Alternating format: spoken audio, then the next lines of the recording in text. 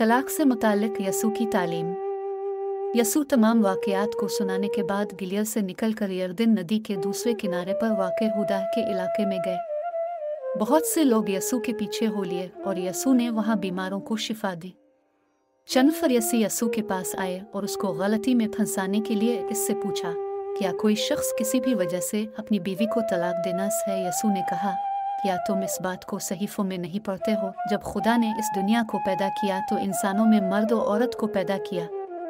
इस वजह से खुदा ने कहा है कि मर्द अपने माँ बाप को छोड़कर सिर्फ अपनी बीवी का होकर रहेगा और दोनों एक होकर रहेंगे। इसलिए ये दोनों दो ना रहेंगे बल्कि एक ही हैं, और इन दोनों को खुदा ही ने एक बनाया है और किसी को भी अलहदा ना करना चाहिए।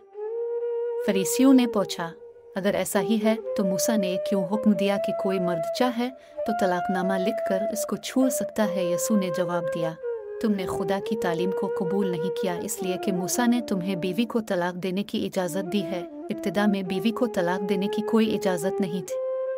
मैं तुमसे जो कहना चाहता हूँ वो ये कि अपनी बीवी को छोड़कर दूसरी औरत से शादी रचाने वाला ज़ानी वब्तकार होगा। अगर पहली बीवी किसी दूसरे आदमी से नाजायज़ जिनसी ताल्लुकात कायम कर ली हो तो तब वो शख्स अपनी बीवी को छोड़कर दूसरी औरत से शादी कर सकता है। शागिर्दों ने यसू से कहा, अगर कोई शख्स सिर्फ इस बात की बुनियाद पर अपनी बीवी को तलाक देता है तो इसके लिए दूसरी शादी ना करना ही बेहतर होगा।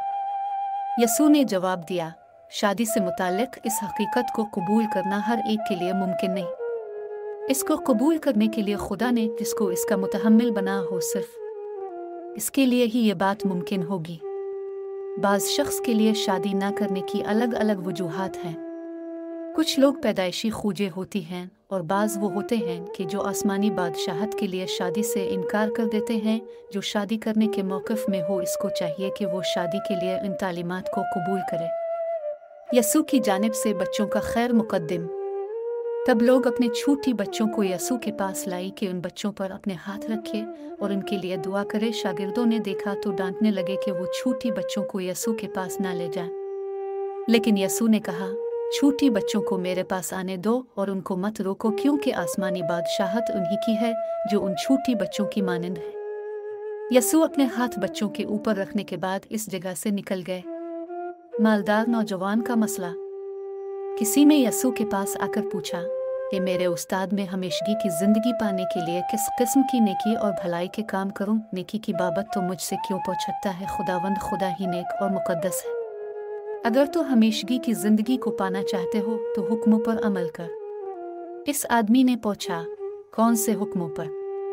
तब यसू ने जवाब दिया, कत्ल और गारतगिरी ना करना, जिना और बदकारी ना कर, चोरी ना कर और झूठी गवाही ना दे। तो अपने माँ बाप की तज़ीम कर और ख़ुद से जैसी मोहब्बत करता है वैसी ही मोहब्बत दूसरों से भी कर। इस नौजवान ने कहा, मैं इन तमाम अहकामात का पाबंद हो गया हूँ, इसके अलावा मुझे और क्या करना चाहिए? तब यसू ने जवाब दिया, अगर तुझे कामिल और मुकम्मल होना है तो अपनी तमाम जायदाद को बेच दे और इससे मिलने वाली रकम को गरीबों और ज़रूरतमंदों में तकसीम कर। तब तेरे लिए जन्नत में नेकियों का एक ख़जाना मिलेगा। फिर इसके बाद मेरे पीछे हो ले।